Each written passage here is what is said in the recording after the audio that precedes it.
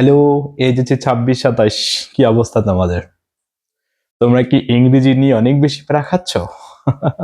তাহলে দেখো, সবচেয়ে কঠিন টপিক যেটি তোমাদের এইচএসসির ইংরেজি দ্বিতীয় পত্রের কমপ্লিটিং সেন্টেন্স। আমরা কমপ্লিটিং সেন্টেন্স নিয়ে পুরোপুরি আলোচনা করব এই ভিডিওর মাধ্যমে। ওকে, দেখো একটি কোশ্চেন বাছাই করে নিয়েছি। এটি হলো ঢাকা বোর্ড 23 সালের একটি কোশ্চেন। কি বলছে? ইফ ইউ মেইনটেন অনেস্টি, এরপরে বলছে English is an international language, I wish it is a long time no since. এরপরে কি বলা হচ্ছে দেখো, I don't like people who no sooner had he got a piece of loaf on the road then. এরপরে he is walking slowly gap. আচ্ছা দেখো, আমরা এটি একটি কোশ্চেন, হ্যাঁ, এবং এই কোশ্চেনটি হচ্ছে ঢাকা বোর্ড 23 সালের। এখন কিভাবে পড়বা, কি আঙ্গিকের পড়বা, কি নিয়মের পড়বা? এখন তোমরা যখন শুরু করো বা এখানে সেখানে যখন যাও, তোমাদের প্রথমত স্যাররা যে কাজ করবে, যে প্রথমত রুল বা নিয়মগুলো লিখে দেয়, দেন তোমরা প্র্যাকটিস করো। কিন্তু আমি তোমাদের যেভাবে শেখাই, আমরা বোর্ড কোশ্চেন থেকে রুলগুলো বা নিয়মগুলো বের করার চেষ্টা করি। দেখো, এটি ছিল ইপের নিয়ম। হ্যাঁ, কিসের নিয়ম? এটি ইপের নিয়ম। আচ্ছা, এই যে কোশ্চেনটি ছিল এমনে যে honesty is the best policy if you maintain honesty. তাহলে এখানে ইপের ব্যবহার রয়েছে। কিসের ব্যবহার তোমরা বলো তো? ইপ। ইপ, আবারও বলছি, ইপের ব্যবহার রয়েছে। তাহলে এখন দেখো, ইপের ব্যবহার যখন থাকবে, যে বিষয়টি তোমরা খুব বেশি মনোযোগ রাখবা, যে ভাইয়া ইপের পরে যে ইপ যেটা দেখা যাচ্ছে, এরপরে সাবজেক্ট ব্যবহৃত হয়, এরপরে ভার্ব ব্যবহৃত হয়।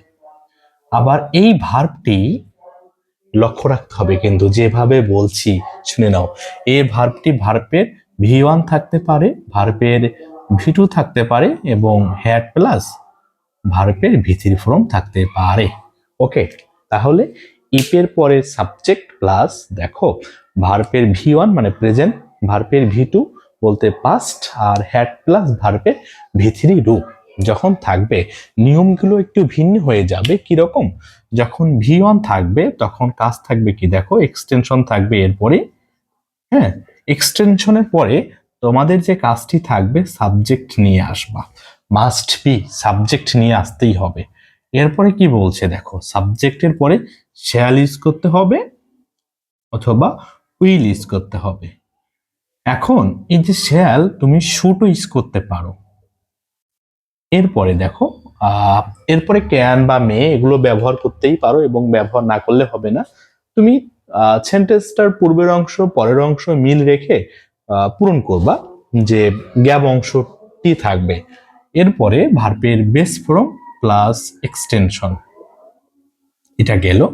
এখন ঠিক সেম ভাবে ই প্লাস সাবজেক্ট প্লাস ভার্বের ভি2 থাকলে, মানে পাস্ট টেন্স থাকলে, যেভাবে নিয়মটি লিখতে হবে, এখানে উইল আছে, তুমি বা তোমরা উড, কুড বা মাইট।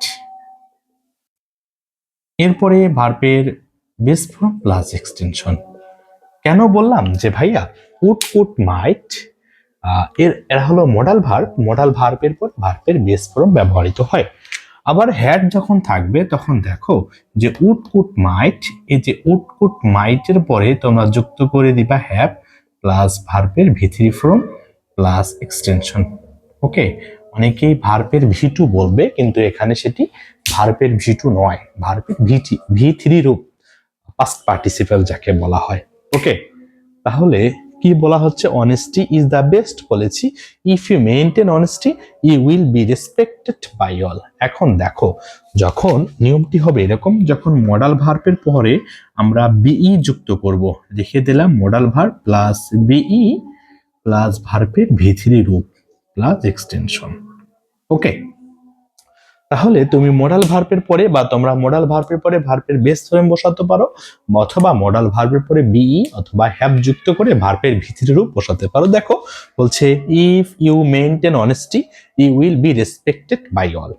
উইল বি, মডাল ভার্বের পরে বি যুক্ত করা হয়েছে, এরপরে ভার্বের ভি3 রূপ আছে কি দেখো তো, অবশ্যই থাকতেই হবে।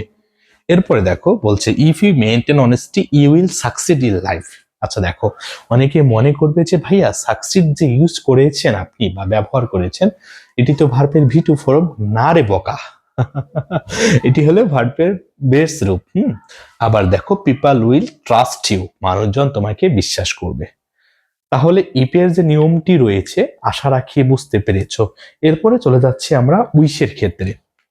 দেখো, এই যে উইশের ক্ষেত্রে যদি কল্পনা করা হয়, তখন সাবজেক্ট ব্যবহৃত হবে, ওয়্যার ব্যবহৃত হবে, ঠিক আছে, এতটুক জানি। কিন্তু ভাইয়া এখানে দেখো তো কোনো কল্পনা করা বোঝাচ্ছে? যখন কল্পনা করা বোঝাবে না, তখন কুড বি প্লাস ভার্বের V three form plus extension. কিরকম দেখো, দেখা যাচ্ছে মনে হয়। তাহলে দেখো, আই উইশ যখন থাকবে, হ্যাঁ, এরপরে সাবজেক্ট ব্যবহার করবা, এরপরে সাধারণ দৃষ্টিকোণ থেকে কল্পনা বোঝালে ওয়্যার ব্যবহৃত হয় প্লাস এক্সটেনশন, বা তুমি ফ্রেশ বলতে পারো এখানে, বা তোমরা ফ্রেশ বলতে পারো। এক্সটেনশন বলতে এটা অতিরিক্ত অংশ, অবজেক্ট বলিও না, আবার বললেও ভুল হবে না। এখন যখন কল্পনা করা বোঝাবে না, তখন উইশের পরে সাবজেক্ট ব্যবহার করবা, ঠিক। এরপরে কুড বি প্লাস ভার্বের V three form plus extension. তাহলে আমরা এর অ্যান্সারটি যদি দেখি, দেখো তো কি বলা হয়েছে, যে I wish I could speak English properly. এখন কুডের পরে মডাল ভার্বের পরে তুমি বা তোমরা ভার্বের বেস ফর্ম বসাতে পারো, আর নতুবা কুড বি এখানে তখন আর স্পিক না দিয়ে কি বসাবা ভাইয়া, স্পোকেন। যেমন কি হবে, ভার্বের আমরা যদি এভাবে লিখি, দেখা যাচ্ছে মনে হয়, তাহলে কি বলা হচ্ছে, আই কুড স্পিক। তাহলে I could be, S P O K E, এরপরে হবে spoken, I could be spoken properly. কারণ বি এর পরে ভার্বের ভি থ্রি ফর্ম বসাতে হবে। বুঝেছি? এবার দেখো, এখন তুমি যদি না বসো, এভাবে লিখতে পারো যে I could speak it fluently, আর আই নিউ ইট ওয়েল, আমি এটা ভালোভাবে জেনেছি বা জেনে এসেছি, ওয়ার গুড অ্যাট ইংলিশ। তাহলে এরপরে সাধারণ দৃষ্টিকোণ থেকে পাস্ট টেন্স ব্যবহৃত হয়। এটা বুঝেছো, যে পাস্ট টেন্স নিউ আছে। ওকে, তাহলে আমরা এবার সিন্সের যে ব্যবহারটি রয়েছে, এটাকে একটা টেকনিক দিচ্ছি, এই টেকনিকে তোমরা মাথায় রেখে দিও। হ্যাঁ, কোনো সমস্যা মনে হয় না থাকার কথা, তোমাদের থাকলেই বলে দিও কমেন্টে। যেমন সিন্স, SINCE, যেহেতু এখন এর সঙ্গে তোমরা যে বিষয়গুলো রিলেটেড করে পড়বা, যেমন অ্যাসিভ, অ্যাসদো এবং সিন্স। আবারও বলছি, শুনে নাও, যে অ্যাসিভ, অ্যাসদো এবং সিন্স একই নিয়ম। হ্যাঁ, এর পূর্বে দুটা টেন্স থাকতে পারে এবং পরেও দুটা টেন্স থাকতে পারে। যখন একটা কমপ্লিট যখন করতে বলবে আমাদের প্রশ্নের মধ্যে, যখন আমরা কমপ্লিট করব, তখন দেখো সিন্সের পূর্বে প্রেজেন্ট টেন্স রয়েছে। এখন অনেকে মনে করবে যেহেতু এম ইস আর আছে, সেটা প্রেজেন্ট কন্টিনিউয়াস টেন্স, তাই তো? কিন্তু না, এম ইস আর এর পরে যখন ভার্ব প্লাস আইএনজি থাকবে, তখন সেটা প্রেজেন্ট কন্টিনিউয়াস টেন্স। আর এম ইস আর এর পরে যখন ফ্রেশ থাকবে, ওকে, তখন সেটি হবে প্রেজেন্ট ইনডিফিনিট টেন্স। বুঝতে পারছো? আচ্ছা, থ্যাংক ইউ। তাহলে দেখো, যে প্রেজেন্ট ইনডিফিনিট টেন্স আছে, এরপরে তোমাদের কাজ থাকবে যে ভাইয়া পাস্ট ইনডিফিনিট লেখা। আবার যখন পাস্ট ইনডিফিনিট টেন্স থাকবে, এরপরে কাজ থাকবে পাস্ট পারফেক্ট লেখা। পাস্ট পারফেক্টের স্ট্রাকচারটি হলো সাবজেক্ট প্লাস হ্যাড প্লাস ভার্বের ভি থ্রি রূপ।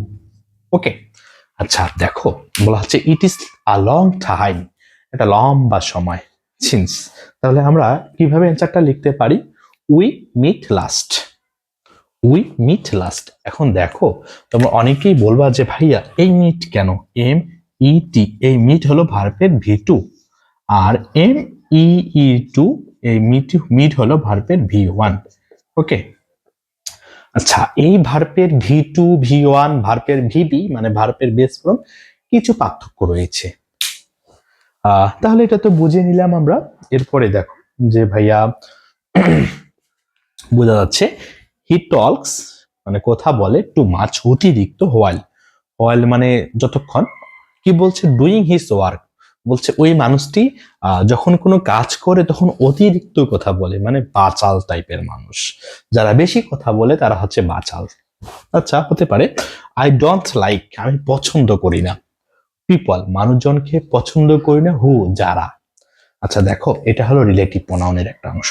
কিসের? হু দেওয়া আছে প্রশ্নের মধ্যে, তাহলে বুঝে নাও এটি হলো রিলেটিভ প্রোনাউনের অংশ। কেমন? এখন এই যে হু, হুইচ, দ্যাট, এদেরকে বলা হচ্ছে রিলেটিভ প্রোনাউন। আচ্ছা দেখো, এই যে রিলেটিভ প্রোনাউনের পূর্বের অংশ থাকে পূর্বপদ। কি বললাম? রিলেটিভ প্রোনাউনের পূর্বে থাকে পূর্বপদ। পূর্বপদ মানে হচ্ছে অ্যান্টিসিডেন্ট, যাকে বাংলায় বলা হচ্ছে পূর্বপদ। এখন এই পূর্বপদে মাস্ট বি যে ওয়ার্ডটি থাকবে সেটি হতে পারে নাউন বা প্রোনাউন। আবার এই নাউন বা প্রোনাউনটি সিঙ্গুলারও হতে পারে, এই নাউন বা প্রোনাউনটি প্লুরালও হতে পারে। কেমন? তাহলে এই যে রিলেটিভ প্রোনাউনের পরে আমরা যে ভার্বটি ব্যবহার করব, অ্যান্টিসিডেন্টকে দেখে ভার্বটি ব্যবহার করতে হবে। অ্যান্টিসিডেন্ট যখন সিঙ্গুলার হবে ভার্বটি তখন হবে সিঙ্গুলার, অ্যান্টিসিডেন্ট যখন প্লুরাল হবে ভার্বটি তখন হবে প্লুরাল। ওকে, আচ্ছা দেখো, এখানে বলা হচ্ছে পিপল, অ্যান্টিসিডেন্টটি রয়েছে পিপল, পিইও পিএলই, পিপল। এখন এই যে পিপল, এটি হলো প্লুরাল, পিএলইউ আর এএল, তাই ভার্বটি হবে প্লুরাল। এখন আমাকে বলতে পারো তোমরা যে ভাইয়া পিপল যেহেতু প্লুরাল বললেন তাহলে সিঙ্গুলার কি হবে? সিঙ্গুলার হবে পারসন। ওকে, তাহলে আমরা কি বলতে পারি? পারসন। এখন পারসনকে দেখে, আচ্ছা গ্যাপের পূর্বে টেন্সটি আছে প্রেজেন্ট টেন্স, এরপরে তো আর পাস্ট টেন্স ব্যবহার করব কি? সাধারণ দৃষ্টিকোণ থেকে ব্যবহার করা হয় না, সেহেতু আমরা বলবো I don't like people who are talkative, যে বেশি কথা বলে তারা হচ্ছে বাচাল। Beggar was very hungry, beggar মানে কি? ভিক্ষুক। কি ছিল? খুবই ক্ষুধার্ত ছিল। নো সুনার হ্যাড, ওয়াজ রয়েছে এখানে পাস্ট টেন্স। দেখো, হ্যাঁ, এটি একটি প্রিন্সিপাল ক্লোজ। কোনো সমস্যা আছে তোমাদের? কোন clause? Principal clause. No sooner had, যেতে না যেতেই, পৌঁছাতে না পৌঁছাতেই, করতে না করতেই। হি গট, পাস্ট টেন্সে রয়েছে। তাহলে বলছে the beggar was very hungry, ভিক্ষুকটি কি ছিল? খুবই ক্ষুধার্ত ছিল। No sooner had he got a piece of loaf on the road, বলছে রাস্তার মধ্যে সে এক টুকরো রুটি পেতে না পেতেই, কি বলতে পারি, দেন খাওয়া শুরু করলো। তাহলে কি লিখতে পারি আমরা? যে দেন, যেহেতু দা বিগারের কথা বলা হচ্ছে, হি অ্যাট ইট, সেটা খাওয়া শুরু করলো। কি বলতে পারি তাহলে? দেখো যে ভাইয়া দেনের পরে কি বসাতে হবে? দেনের পরে সাবজেক্ট বসাতে হবে এবং ভার্বের ভিটু ফর্ম বসাতে হবে। তাহলে এখানে অ্যান্সারটি লিখতে পারি হি অ্যাট ইট, অথবা আর কি কি বসাতে পারি? দেখো, আমরা বসাতে পারি he began to it it, he ran away quickly, he share ভাগাভাগি করে নিয়েছিল, উই ইট উইথ, তার যে কম্পানিয়ন থাকবে তার সঙ্গে। আচ্ছা, এরপরে দেখেন যে বলছে the old man is very weak, is walking slowly. তাহলে এই অ্যান্সারটিকে আমরা যেভাবে লিখতে পারি, দেখো বলছে the old man is very weak, বৃদ্ধ লোকটি কি ছিল? খুবই দুর্বল ছিল। হি ইজ ওয়াকিং স্লোলি, বলছে হি ইজ ওয়াকিং স্লোলি মানে হাতে খুবই স্লো ভাবে লিস্ট এই ভয়েজে। তাহলে দেখো লিস্টের নিয়ম রয়েছে যা তোমাদেরকে মাস্ট বি মনে রাখতেই হবে। হ্যাঁ, লিস্টের যে নিয়মটি রয়েছে তোমাদের মাস্ট বি মনে রাখতেই হবে।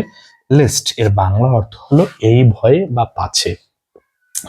লিস্টের পরে সাবজেক্ট ব্যবহৃত হবে প্লাস, দেখো লিস্টের পরে সাবজেক্ট ব্যবহৃত হবে প্লাস শুড বা মাইট ব্যবহৃত হয়। শুডটাকে বেশি প্রেফার করা হয়, তাহলে শুড ফল ডাউন। ওকে, তাহলে লিখতে পারি কি? সাবজেক্ট প্লাস শুড প্লাস ভার্বের base form plus extension. Okay, তাহলে বুঝে নিয়েছি আমরা। এরপরে কি বলা হয়েছে যে a student should not memorise, পারে না। A student should not memorise. Should হলো মডাল ভার্ব, মডাল ভার্বের পরে ভার্বের বেস ফর্ম ব্যবহৃত হয়েছে মেমোরাইজ। এই ভার্বটি হলো ভার্বের বেস রূপ। বলছে এনি অ্যান্সার, যে কোনো উত্তর ব্লাইন্ডলি, ব্লাইন্ডলি মানে কি অন্ধভাবে। ওকে, তাহলে ইফের যে ব্যবহারটি রয়েছে দেখো, ইফ হি মেমোরাইজ, যদি সে বা তিনি মুখস্থ করত, দ্য অ্যান্সার নির্দিষ্ট করে বলছে উত্তরগুলো, উইদাউট নোয়িং, উইদাউট মানে ব্যতীত, নোয়িং মানে জানা, না জেনে যদি মুখস্থ করতো, দ্য মিনিং কি না জেনে, অর্থ না জেনে যদি মুখস্থ করতো, হি উইল নট রাইট লিখতে পারি আমরা, হ্যাঁ, he will not write properly. Okay, অথবা কি লিখতে পারি, হি উইল ফরগেট ইট সুন, সে সেটা ভুলে যেতে পারে খুব শীঘ্রই। He would not understand properly, বুঝতে পারবে না প্রপারলি ভাবে। He will make mistakes in the exam, কিছু ভুল হতে পারে বা ইরর হবে। তাহলে আমরা এই নিয়মটি বুঝে গিয়েছি। এরপরে বলা হচ্ছে কারাপশন। দেখো, ইপের নিয়ম ছিল, তাই ওইভাবে আলোচনা করা হলো না, তোমাদের প্রথমত আলোচনা করে নিয়েছি যে ইপের নিয়মটি। এরপরে বলা হয়েছে কি, যে কারাপশন মানে দুর্নীতি। আচ্ছা দেখো তো, দুর্নীতি ইজ দ্য মেইন হিডারেন্স। হিডারেন্স মানে হচ্ছে ঘৃণিত বিষয়, নিন্দাজনক। ওকে, আবার টু দ্য ডেভেলপমেন্ট, উন্নতির ক্ষেত্রে, অফ আওয়ার কান্ট্রি। তাহলে আমরা এখান থেকে যদি বাংলাটা পড়ি, যে আমাদের দেশের উন্নতির ক্ষেত্রে মূল বাধা হচ্ছে কারাপশন, দুর্নীতি। যারা বাংলা করতে পারো না সেন্টেন্সের, আবারও বলছি, দেখো প্রিপোজিশনের পরবর্তী যে অংশটি থাকবে, ওই অংশটির বাংলা আগে করে নিবা।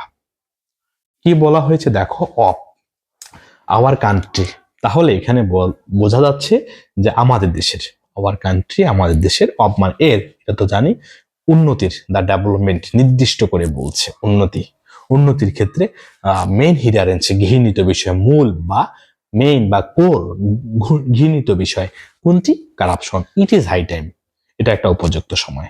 ইট is time, it is high টাইমের নিয়ম রয়েছে, যা তোমাদেরকে প্রপারলি ভাবে মনে রাখতে হবে।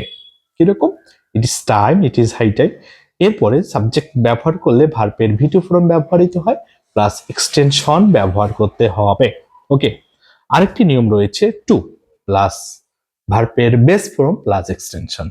তাহলে এই অ্যান্সারটি আমরা এইভাবে লিখতে পারি, কি দেখো, যে it is high time we stood against corruption, অথবা we start our journey, you start it seriously, he want to bet. আচ্ছা, আমরা এটাই লিখতে পারি, it is high time we stopped, STOPPED, stopped corruption. Okay, আর একটা মনে হয় সর্বশেষ, দেখো এখানে হ্যাটের নিয়ম রয়েছে। কিসের নিয়ম, হ্যাট, এটি হলো থার্ড কন্ডিশন।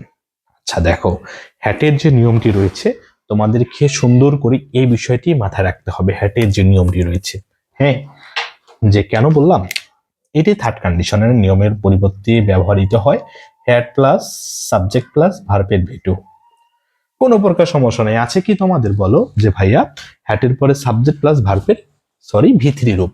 হ্যাঁ, ভার্বের ভি3 রূপ আমরা জানি, হ্যাভ ভার্বের পরে আজীবন ভার্বের ভি3 রূপ ব্যবহৃত হয়। হ্যাভ, হ্যাজ, হ্যাড এদের পরে ভার্বের ভি3 ফর্ম ব্যবহৃত হবে। আবার ডু, ডাস, ডিড এদের পরেও ভার্বের বেস ফর্ম ব্যবহৃত হবে। ওকে, কোনো সমস্যা আছে লিখে নিও। তাহলে হ্যাড প্লাস সাবজেক্ট প্লাস ভার্বের ভি3 রূপ, থার্ড কন্ডিশন। তাহলে নিয়মটি বা বাকি যে অংশটি থাকবে, বা গ্যাপের যে অংশটি থাকবে, গ্যাপ, এখানে তোমাকে লক্ষ্য রাখতে হবে বা তোমাদেরকে লক্ষ্য রাখতে হবে কিরকম, যে দেখো, যে ভাইয়া হ্যাটের পরে তোমরা এই যে ভি3 পরে এক্সটেনশন থাকবে, এখন এরপরে তোমাদেরকে সাবজেক্ট ব্যবহার করতে হবে। ভালো, সাবজেক্ট ব্যবহার করব আমরা। এরপরে দেখো যে উড মাইট ব্যবহার করব, উড মাইট। আচ্ছা, ভালো, ব্যবহার করলাম। এরপরে ভাইয়া হ্যাভ যুক্ত করতে হবে, ভাইয়া এবং আপুরা, কেমন, হ্যাভ যুক্ত করতে হবে প্লাস ভার্বের ভি3 রূপ plus extension. Okay, I earned enough money, বলছে যদি আমি অনেক টাকা ইনকাম করতাম, কল্পনা বোঝাচ্ছে তাই না, যেহেতু করি না টাকা অনেক উপার্জন, এখানে বলা হচ্ছে had I earned enough money, যদি আমি অনেক টাকা উপার্জন করতাম, তাই তো। তাহলে কি হবে, দেখো নিয়ম বলবে আই উড মাইট, তাহলে আই উড হ্যাভ, হেল্প হবে না, তখন লিখতে হবে helped the poor people. Any doubt? আচ্ছা দেখো, তাহলে কোনো সমস্যা থাকবে না তোমাদের। বলছে I could have helped the poor পিপলকে তুমি বলতে পারো। ওকে, আচ্ছা আরেকটি নিয়ম রয়েছে, with a view to, look forward to, be accompanied to, be accompanied with.